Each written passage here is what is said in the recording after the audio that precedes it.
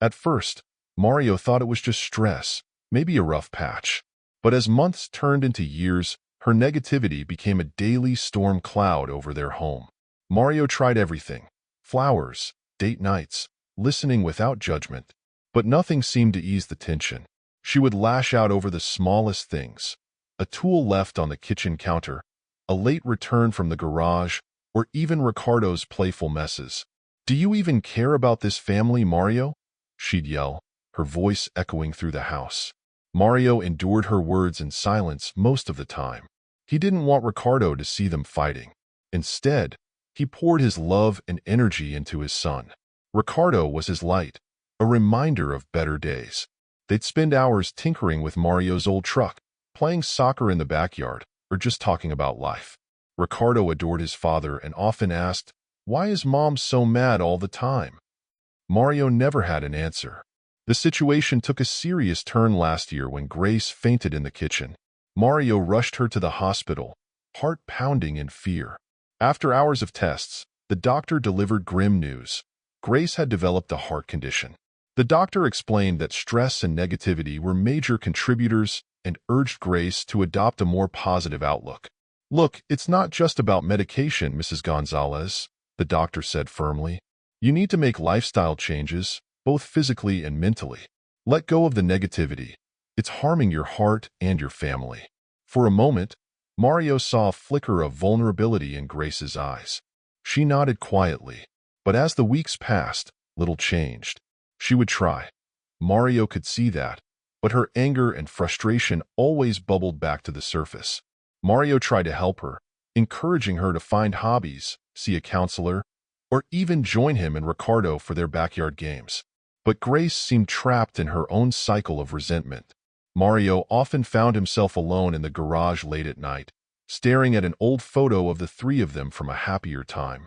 Ricardo was just a toddler in the picture, his tiny hands clutching Mario's shirt as Grace laughed beside them. That laughter felt like a lifetime ago. He loved Grace. He truly did.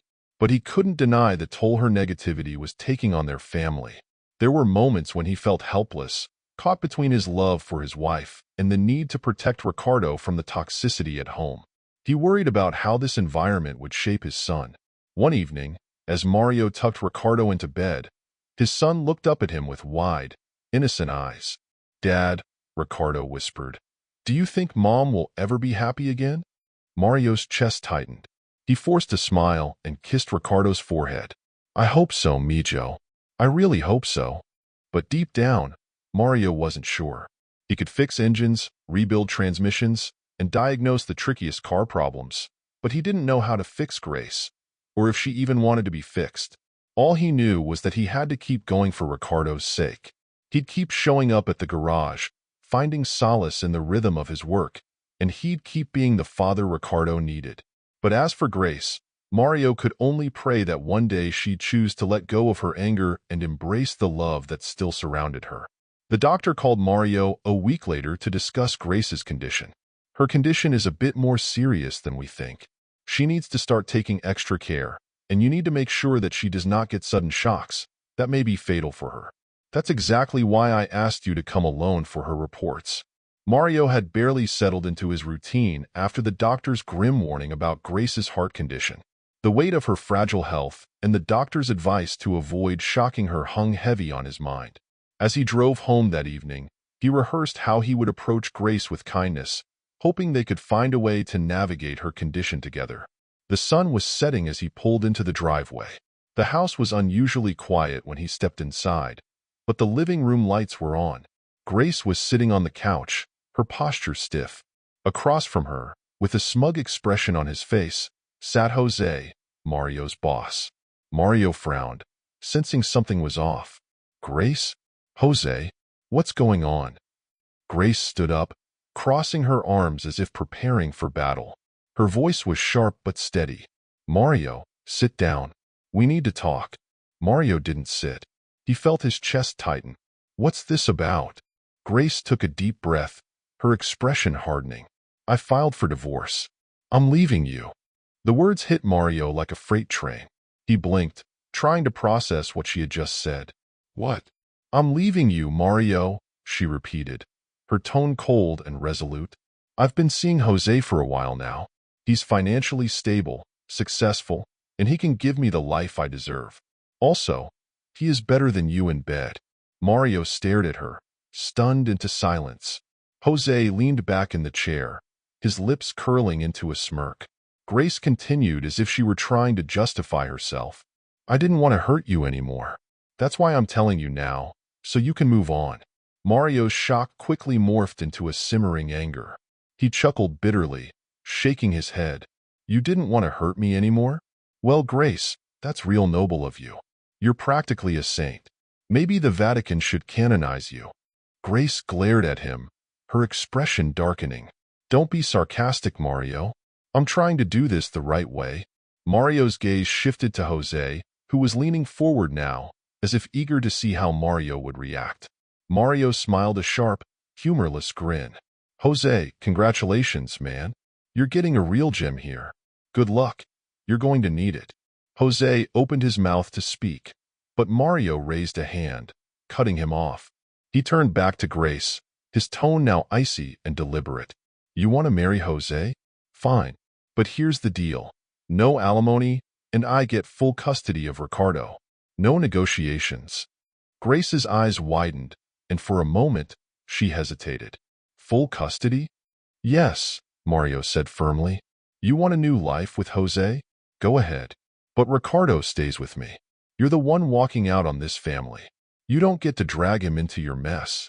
Mario sat across from his lawyer, frustration etched on his face. She wants alimony and custody of Ricardo, he said, his voice tinged with disbelief. She cheats on me, tears apart our family, and now she wants to take my son? Over my dead body. His lawyer, a seasoned professional named Sarah, nodded sympathetically. We'll fight this, Mario. The court doesn't look kindly on infidelity, especially when it's openly admitted. But we need to prepare for a long battle. Mario clenched his fists. He didn't care about Grace anymore, not after everything she'd done. But Ricardo? That was different. Ricardo was his world, and Mario would do whatever it took to protect him. The courtroom battles began shortly after.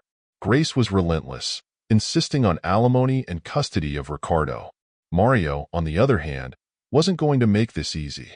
He filed motions to delay the proceedings and requested marriage counseling as a last-ditch effort. Not because he wanted to save their marriage, but because he wanted to drag the case out as long as possible. Grace was furious when she learned about the counseling request.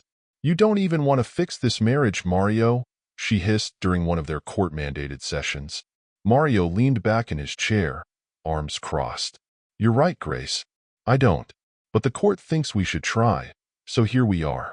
Maybe it's time you took responsibility for your actions instead of running away to José. The counselor, a calm woman named Dr. Patel, tried to mediate. Grace, this is a safe space. If there's anything you'd like to share, now is the time. Grace hesitated, her gaze darting between Mario and Dr. Patel. Finally, she blurted out, I'm cheating on him, okay? I've been with José for months, and I don't regret it. Mario and I are over. Mario's heart clenched, not because of the revelation, it wasn't news to him, but because of the callousness in her voice. Dr. Patel nodded solemnly, jotting down notes. Thank you for your honesty, Grace. I'll include this in my report to the court. Grace's face paled. Wait, you're telling the judge? Dr. Patel nodded. I'm required to submit an unbiased report based on these sessions. The judge will review it as part of the case. Mario fought the urge to smirk. This was exactly the kind of ammunition he needed. The judge, a stern man with a deep voice, looked down at Grace from his bench. Mrs. Gonzalez, I've reviewed the counseling report. Admitting to infidelity while seeking custody and financial support does not paint you in the best light. Your actions have disrupted this family, and you've shown little regard for the well-being of your husband and child. Grace looked down, biting her lip. Mario's lawyer stood up.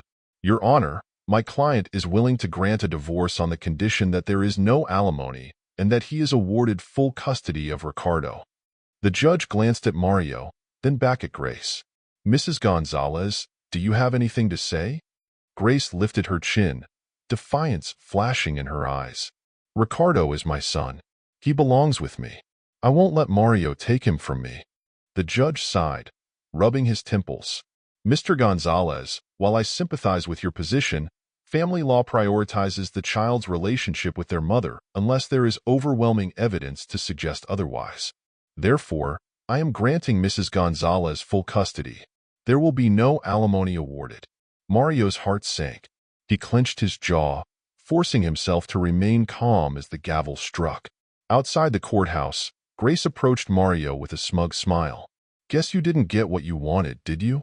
Mario turned to her, his expression calm but his voice steady with resolve. "No, Grace, I didn't. But remember this, you might have Ricardo now, but you'll never be able to take my love for him away. And when he grows up and sees who we both really are, he'll know the truth." Grace faltered for a moment before walking away with José, who had been waiting by the steps. Mario stood there watching them leave, his mind already racing with plans. He might have lost the battle, but the war wasn't over. He would be there for Ricardo no matter what it took. It had been a week since Grace and José returned from their honeymoon in Hawaii. Mario knew this day would come, the day he'd have to drop Ricardo off at their house for his first visit. The thought gnawed at him, not because he wanted Grace back, but because he couldn't shake the feeling that Ricardo deserved better. A week after the divorce was final, Grace married José and moved in with Ricardo into José's house. She left for her honeymoon and left Ricardo with Mario.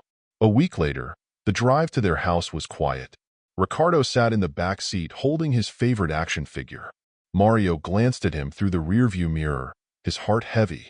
Mario drove up to Grace and José's new house, a pristine suburban mansion with a freshly mowed lawn that screamed of new beginnings. Mario turned to him with a soft smile. "Stay in the car, champ." "I won't be long," he said, ruffling Ricardo's hair. "Okay, Dad," Ricardo replied, nodding obediently. Mario took a deep breath, stepping out of the car and walking up the driveway. The weight of everything Grace had put him through sat heavy on his chest, but he wasn't here to argue. He was here to finish things his way. Grace opened the door before he could knock. She looked different, happier, maybe, with an air of smugness that Mario couldn't ignore. "You're late," she said curtly, glancing past him. "Where's Ricardo?" "In the car," Mario said, his voice steady. "I needed to talk to you first." Grace frowned. "What is it, Mario? I don't have all day." Mario reached into his jacket pocket and pulled out a crumpled lottery ticket, holding it up for her to see. "Remember the night you told me about José? When you said you were leaving me? I bought this lottery ticket on the way home." Grace crossed her arms, rolling her eyes. "So, you're here to tell me you've started gambling now? How typical." Mario ignored the jab, a smirk tugging at the corner of his lips. "It's not just any ticket, Grace. This one is special. Go on, check it." Grace narrowed her eyes, snatching the ticket from his hand. She looked at the numbers printed on it and quickly pulled out her phone. Her fingers flew across the screen as she searched for the winning numbers. Mario stood there, hands in his pockets, watching her expression change. First confusion, then disbelief, and finally shock. She looked up at him, her voice trembling. This is the winning ticket. $40 million. Mario's smile widened, his voice laced with calm sarcasm. "Yep. Collected the money last week." Grace's eyes widened, and for a moment, her voice softened. "Mario, you didn't tell me. We could have." "Could have what?" Mario interrupted, his tone cutting like a blade. "Split it? Shared it? Sorry, Grace. I had a better idea. I donated every single penny to the Red Cross." Grace froze, her mouth opening and closing as she struggled to find words. "You donated it? Are you insane? You could have kept it, and had to give you half?"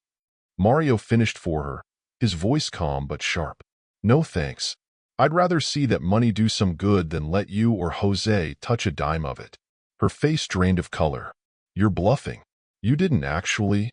Mario leaned in slightly, his voice barely above a whisper. "Check with the Red Cross. They'll confirm it for you." Grace's breathing grew shallow, her hand gripping the door frame for support. You're lying. Tell me you're lying." Mario tilted his head, his smile unwavering. "Believe what you want, Grace. It's done. Now, if you'll excuse me, I've got a son to take care of." Grace's face twisted in panic. She took a shaky step back, clutching her chest. "You," she began, but her voice faltered as her knees buckled. Mario watched her crumble, collapsing onto the floor in a heap. For a moment, he stood there, his face unreadable. Then he turned and walked away, leaving the ticket fluttering on the doorstep. As he reached the car, Ricardo looked up at him, concern in his young eyes. "Dad, is everything okay?" Mario smiled warmly, opening the car door and sliding into the driver's seat. "Yeah, champ. Everything's fine. Let's go home." He started the car, pulling out of the driveway without a backward glance. The phone rang that evening as Mario was finishing dinner with Ricardo. The sound startled him out of his thoughts, but when he saw the caller ID, Grace's father, he knew it wasn't going to be good news. "Mario," the older man's voice trembled, barely holding itself together. "It's Grace. She's gone." Mario froze, his fork hovering midair. "What do you mean, gone?" "She had a massive stroke. It happened earlier this evening," Grace's father said, his voice breaking. "The doctors couldn't save her." Mario put the fork down, leaning back in his chair. A strange mixture of shock and detachment washed over him. "I'm sorry to hear that," he said carefully, unsure of what else to say. There was a pause, and then Grace's father asked, "Mario, did you say anything to her? Anything that might have upset her?" Mario raised an eyebrow, surprised by the accusation. "What? No, I didn't say anything that would have upset her. She told me you were there earlier to drop Ricardo off. Did you argue with her?" Grace's father pressed. Mario sighed, gripping the phone tightly. "Look, she wanted me to take Ricardo back with me for another week because she said she wanted more time with José. I reminded her about her heart condition, the doctor's warning, everything. She didn't want to hear it." "And José?" Grace's father asked, his tone laced with frustration. "I tried to talk to him about it," Mario replied, "but he wasn't interested in hearing anything from me. Maybe he thought I was just trying to meddle in their lives. I don't know." There was a long pause before Mario added, almost too bluntly, "Maybe too much sex killed her. She wasn't listening to anyone, and neither was he." The line went silent for a moment, and then Grace's father muttered, "Damn it. I told her. I told her she was overdoing it." The conversation ended soon after, but that was far from the end of it. A few days later, Mario heard through the grapevine that Grace's father had filed a complaint against José, accusing him of causing Grace's death by ignoring her doctor's recommendations and having too much sex with her. He even attached the medical advice that had explicitly warned Grace to avoid stress, physical or emotional, due to her heart condition. Mario couldn't help but chuckle darkly when he heard the news. "Well, this just keeps getting better," he muttered to himself. José, who had once been so smug about marrying Grace, was now under investigation. The media caught wind of the unusual case, and José's reputation took a significant hit. Mario stayed out of it, focusing on Ricardo and his own life. One evening, Mario's phone buzzed with a text message from an unfamiliar number. "José, I know why you wished me luck," Mario said. "Grace made the honeymoon hell. I could not have sex with her even for a single day. She drained me with her words so much that, by the time she took me to bed, I was mentally exhausted. I should have seen it coming. I wanted to run away every single day. I screwed up marrying her." Mario stared at the message for a moment before smirking. He didn't bother replying. A week later, Mario heard that José had sold the house and left the city. No one knew where he went, and frankly, Mario didn't care. All that mattered was that Ricardo was safe, and the chaos Grace had brought into their lives was over. Mario leaned back in his chair, his hands resting on the wooden armrests, gripping them tightly as the memory resurfaced. He had been calm, eerily so, on that fateful day when Grace had thrown her betrayal in his face. Her smugness, her callousness, her sheer disregard for the life they had built together ignited something inside him. That night, as he sat in his garage, staring at the crumpled remnants of his world, an idea took root. He had bought a lottery ticket the day everything fell apart, but it wasn't a winner, not even close. Yet the thought of Grace, a woman who had torn him apart with such cruelty, benefiting from anything he earned or won, made his blood boil. He had spent hours at his computer, carefully crafting the deception. He downloaded images of a winning ticket, studying the fonts, the colors, every minute detail. Using Photoshop, he meticulously altered his own ticket to match the winning numbers. It was flawless, a ticket that could fool anyone, even Grace. The plan wasn't about money.